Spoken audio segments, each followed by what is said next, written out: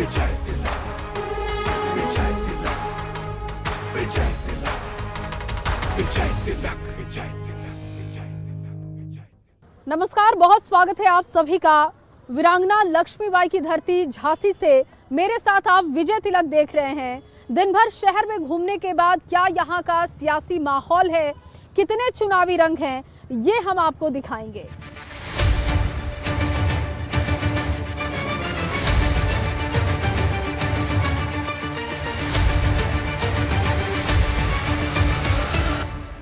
विजय तिलक का कारवा लेकर जब हम झांसी पहुंचे तो हमने जानने की कोशिश की कि 4 विधानसभा सीटें जो झांसी की हैं उस पर चुनावी मिजाज क्या है।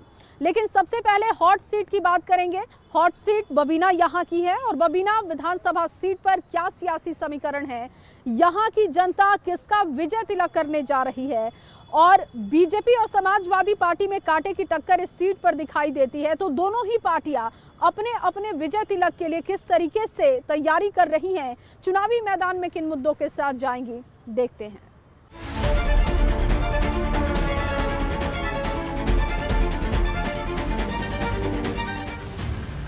ये वो शहर है जिसका जर्रा जर्रा क्रांति की कथा बताता है। वीरांगना लक्ष्मीबाई के नाम से पहचाने जाने वाले झांसी में हम पहुंचे और समझा सियासी मिजाज। झांसी में विधानसभा की 4 सीटें हैं और सभी सीटों पर भारतीय जनता पार्टी का कब्जा है। तो झांसी सदर विधानसभा सीट पर हम हैं और इस बार यहाँ की जनता विजय तिलक किसका करने जा रही है, ये समझने की हम कोशिश कर रहे हैं। और इसी कड़ी में यहाँ के सियासी गणित को समझे तो सबसे पहले मैं आपको बताऊं कि यहाँ पर रवि शर्मा मौजूदा समय में विधायक हैं। 2012 से वो यहाँ पर सत्ता पर काबिज है, जनता बहुत पसंद करती है।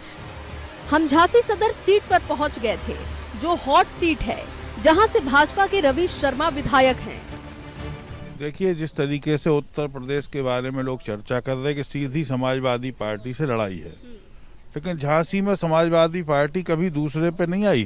समाजवादी पार्टी हमेशा यहाँ पर बहुत छोटे वोट लेकर के 4-5वें नंबर की लड़ाई लड़ती रही। तो यहाँ पर कोई ऐसा राजनीतिक दल नहीं है जिसका बड़ा प्रभाव शहर की सीट पे हो। झांसी नगर के साथ साथ बबीना सीट पर भी लड़ाई कांटे की है और सपा इस बार साइकिल दौड़ाने का दावा कर रही है। मैं समझता हूं कि इस चुनाव में जो झांसी की जनता का रुख है, पूरी तरीके से भारतीय जनता पार्टी को हराने का जनता ने मन बना लिया है और जनता इस बार समाजवादी पार्टी के प्रत्याशियों को भारी बहुमत से जिताएगी। बबीना सीट पर लोगों ने साफ कर दिया है कि आखिर वो किसके माथे पर करने जा रहे हैं विजय तिलक। अंकल, आपको क्या लग रहा है, इस बार बदलाव या फिर बीजेपी के साथ? बदलाव। बदलाव क्यों? खाद की बोरी में 5 किलो कम कर दिया इनने और अन्ना जानवर फिरते हैं। शहर से लगा हुआ ये पहला गांव है, यहाँ पर गौशाला है ही नहीं। किसान इतना ज़्यादा त्रस्त है गायों से कि मतलब उसको आत्महत्या करना ही बिल्कुल मजबूरी हो जाती है। पूरी फसल चौपट कर। लग रहा है कि इस बार यहाँ पर परिवर्तन होने जा रहा है। बिल्कुल परिवर्तन होगा। झांसी में राजनीतिक दल क्या कर रहे हैं कसरत, इसे जानने के लिए निकल पड़े शहर में और सबसे पहले हम कांग्रेस के दफ्तर पहुंचे। तो विजय तिलक में हम ये समझने की कोशिश कर रहे हैं कि आखिर झांसी में चुनावी रंग क्या है और चुनावी माहौल झांसी की अगर हम आपको बताएं तो यहाँ पर चहल पहल बहुत है। लेकिन कांग्रेस के कार्यालय हम आप पहुंचे और देखिए यहाँ पर ताला लगा हुआ है। इस वक्त में जब सबसे ज्यादा एक्टिव रहने की जरूरत है, उस वक्त में कांग्रेस के कार्यालय को अगर आप देखें तो यहाँ ताला लगा हुआ है। कांग्रेस के दफ्तर पर ताला लगा था तो वहीं दूसरी तरफ भाजपा के दफ्तर में चहल पहल दिखाई दी। विजय तिलक में हम आपको चुनावी रंग दिखा रहे हैं, तो कार्यालय पर क्या रंग है, क्योंकि कांग्रेस कार्यालय पहुंचे तो वहां पर ताला लगा हुआ था, लेकिन अब हम बीजेपी कार्यालय पहुंच चुके हैं और देखिए मेरे पीछे आप देख रहे हैं कि डॉक्टर श्यामा प्रसाद मुखर्जी भवन ये है जो कि बीजेपी का कार्यालय है। यहाँ पर कार्यालय में सुबह क्या विधायक जी रूटीन से आते हैं या कौन कौन नेता यहाँ पर आते हैं? कार्यालय में असल में क्या है, विधायक वगैरह आते रहते हैं जब उनकी ज़रूरत होती है। वैसे अध्यक्ष जी अपना पूरा देख रहे हैं और अभी ऐसी बैठकें भी चल रही हैं तो उन्हें बाहर भी जाना पड़ता है। ये तो है झांसी का सियासी मिजाज। अब आपको दिखाते हैं शहर का मिजाज कि आखिर लक्ष्मीबाई के शहर में क्या सोचता है वोटर। एबीपी गंगा के लिए झांसी से जया मिश्रा की रिपोर्ट। जब हम झांसी पहुंचे तो सबसे पहले झांसी किले से हमने अपने कवरेज की शुरुआत की। झांसी किले पर जब हम पहुंचे तो वहां पर क्या तस्वीर देखने को मिली, लोगों से भी हमने बात की, क्योंकि जितना इसका ऐतिहासिक महत्व है, राजनीति के लिहाज से भी इसका महत्व बहुत ज़्यादा हो जाता है, क्योंकि प्रधानमंत्री नरेंद्र मोदी भी इस किले की तारीफ कर चुके हैं। उसके बाद से यहाँ पर कई कार्यक्रम भी हमें देखने को मिले और अब यहाँ पर इस ऐतिहासिक धरोहर को कैसे संजोया जा रहा है, कैसे पर्यटन के लिहाज से इसका विकास किया जा रहा है, ये हमने समझने की कोशिश की है। आप भी देखिए।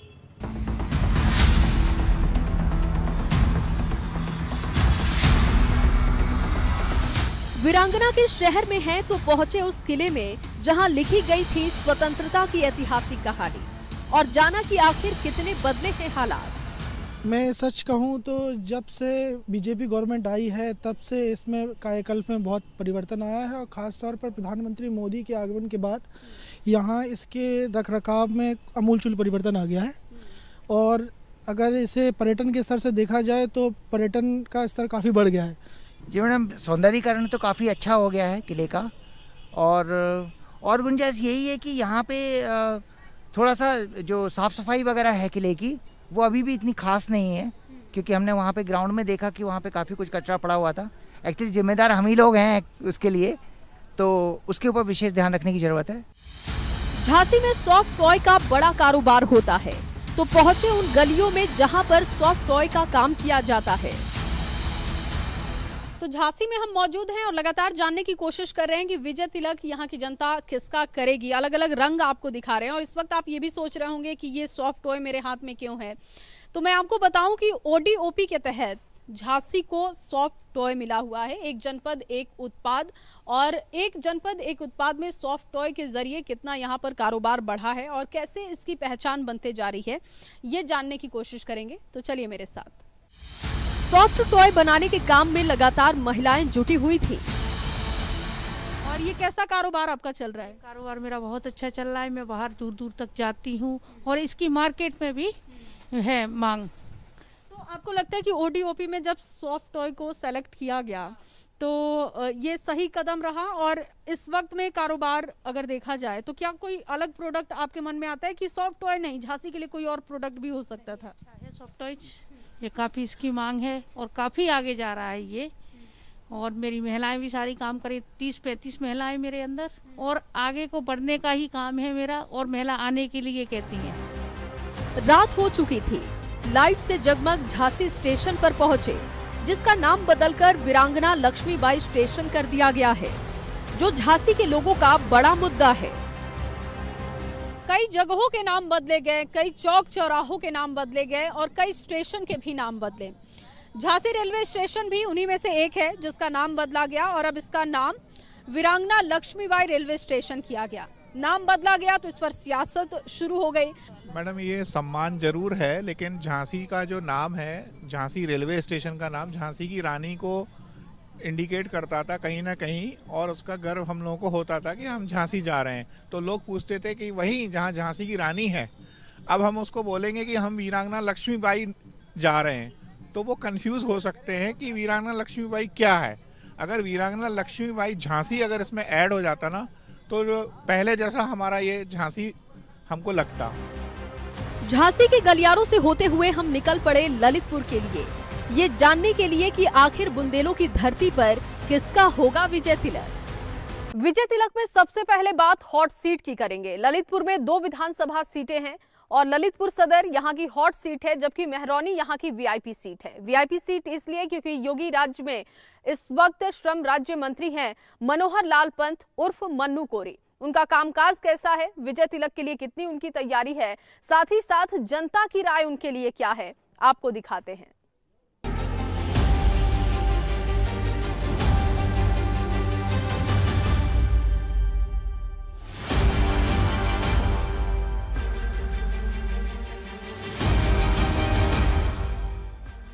बुंदेलखंड उत्तर प्रदेश और मध्य प्रदेश में पड़ता है और ललितपुर वो जिला है जो मध्य प्रदेश से घिरा हुआ है और राजनीति के लिहाज से भी बहुत अहम है। विजय तिलक का कारवां आ पहुंचा है महरौनी विधानसभा सीट। महरौनी विधानसभा सीट के विधायक हैं मनोहर लाल पंत और विजय तिलक के लिए वो कितना तैयार हैं उनसे समझने की कोशिश करेंगे। लेकिन उससे पहले मैं आपको बता दूं कि बुंदेलखंड से योगी सरकार में इकलौते मंत्री हैं मनोहर लाल पंत, लेकिन विवादों में भी अपने बयानों की वजह से रहे हैं। लेकिन महरौनी विधानसभा सीट पर कितना काम हुआ है उनसे समझने की कोशिश करेंगे। ललितपुर में विधानसभा की 2 सीटें हैं और दोनों ही सीटों पर भाजपा का कब्जा है। महरौनी सीट से भाजपा के मनोहर लाल विधायक हैं और योगी सरकार में राज्य मंत्री हैं। देखिए, मैं आपको बताऊं कि हमारा एक तो अटल आवासीय विद्यालय और नाराट से महरौनी सड़क बनवानी है, उसका भी सब।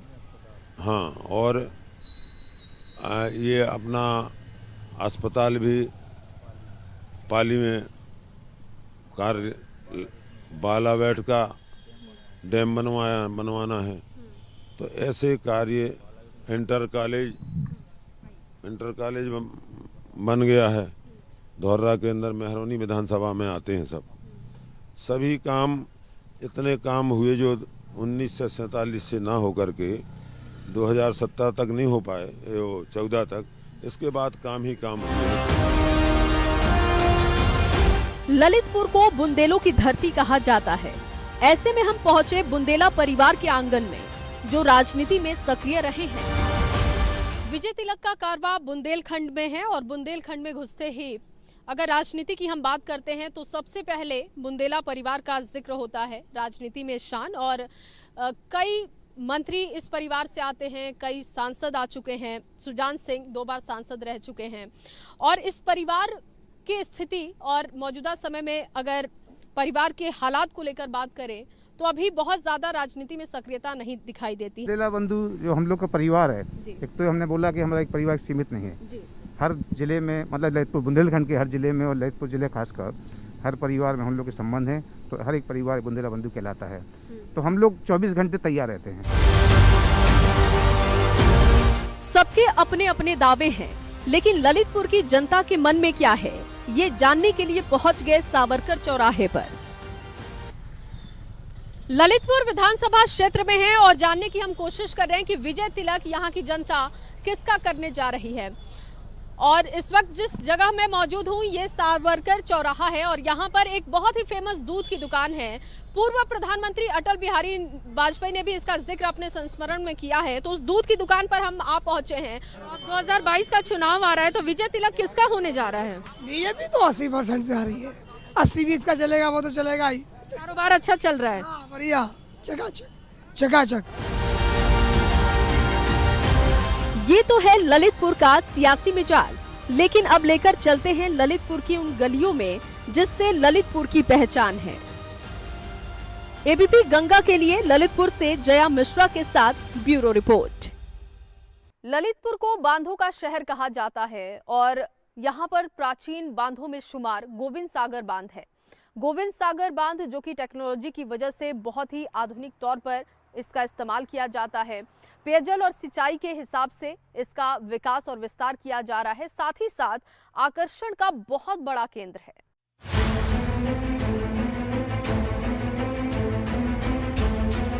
बुंदेलखंड में अमूमन पानी की किल्लत रहती है, लेकिन आपको बताते हैं कि ललितपुर को बांधों का शहर कहा जाता है, जहां पर 7 बांध हैं। ललितपुर को बांधों का शहर कहा जाता है। यहाँ पे 16 बांध हैं और इस वक्त मैं मौजूद हूँ गोविंद सागर बांध जो कि बहुत ही पुराना बांध है। पंचवर्षीय पहली जो योजना थी उसके अंतर्गत इसका निर्माण किया गया था। 1947 से लेकर 1953 में इसका निर्माण किया गया था। अगर इसकी खासियत में बताऊं तो साइफन टेक्नोलॉजी का इसमें इस्तेमाल किया गया है और पूरे देश में 3 ऐसे बांध हैं जहां पर इसका साइफन टेक्नोलॉजी का इस्तेमाल किया जाता है। साइफन टेक्नोलॉजी क्या होता है ये भी मैं आपको बता देती हूँ। जब बांध में पानी भर जाता है तो वो अपने आप उसकी निकासी हो जाती है।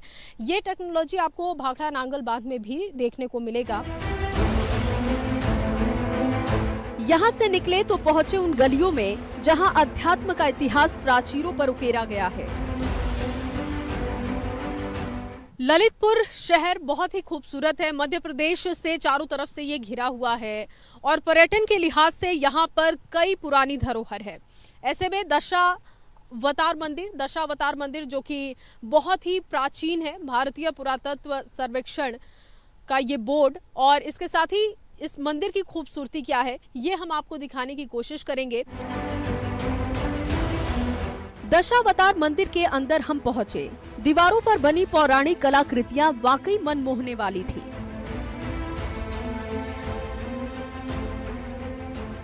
तो भगवान विष्णु का ये बहुत ही पुराना मंदिर है और दशावतार मंदिर इसका नाम है। यहाँ पर कहते हैं कि भगवान विष्णु के सभी रूप आपको दिखाई देंगे, जैसा कि आप देख भी इस वक्त रहे हैं। नाग के फन पर भगवान विष्णु लेटे हुए हैं और माँ लक्ष्मी उनके पैर दबाते हुए। ये तस्वीर आप बहुत सारे कैलेंडर में भी देखते होंगे। लेकिन यहाँ पर जब आप आएंगे तो वैष्णव धर्म को लेकर जिस तरीके से जिक्र किया गया, कलाकृति आप देख सकते हैं, बहुत ही पुरानी धरोहर है ये। ललितपुर जो भी आता है पर्यटन के लिहाज से इस मंदिर को देखने के लिए जरूर पहुंचता है। धार्मिक नगरी के तौर पर पहचान रखने वाले ललितपुर के और भी रंग हैं, जो रखते हैं अपने मुद्दे, और उन्हीं मुद्दों को तलाशने के लिए हम निकल पड़े। एबीपी गंगा के लिए ललितपुर से जया मिश्रा के साथ ब्यूरो रिपोर्ट। ललितपुर की ज्यादातर आबादी खेती बाड़ी पर निर्भर है। पान की पत्तियों की यहाँ पर खेती होती है। पाली वो जगह है, पाली वो गांव है जहाँ पर पान की खेती होती है। और इस वक्त जो लोग इसका काम कर रहे हैं उनकी स्थिति क्या है, विजय तिलक को लेकर उनकी तैयारी क्या है, ये भी हमने समझने की कोशिश की। आपको भी दिखाते हैं। ललितपुर में पानी की बड़ी किल्लत है, लेकिन इसी ललितपुर का पान पूरे देश में अपनी पहचान रखता है।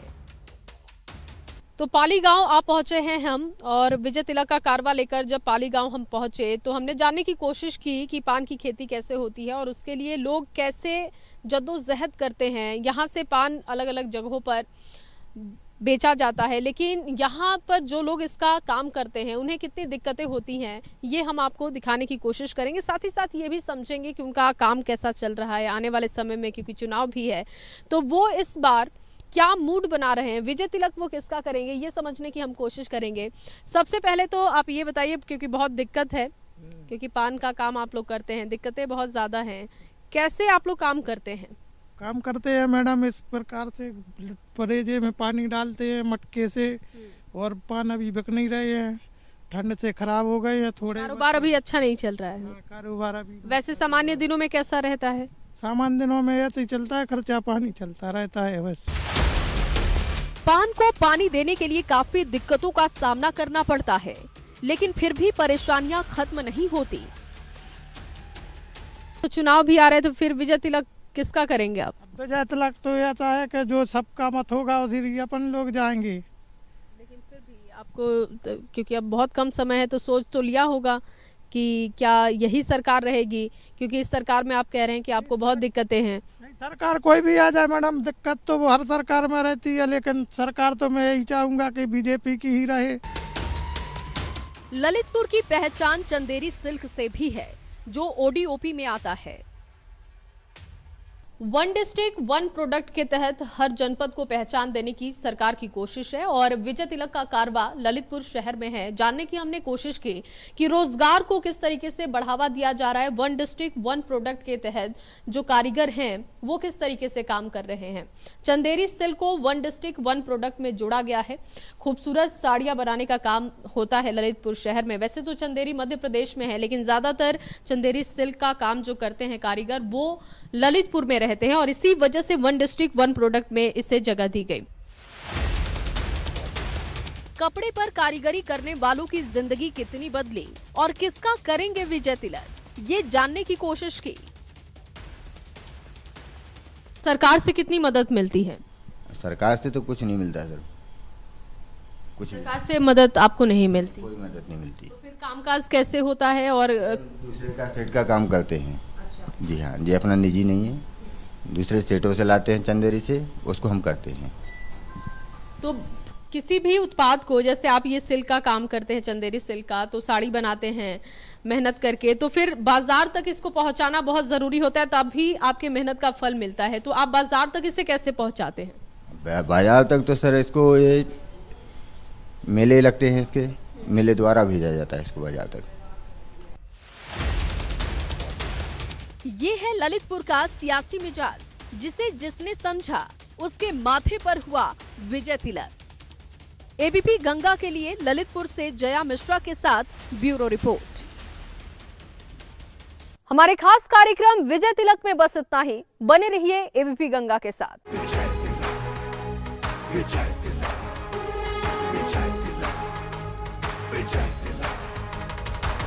तिलक।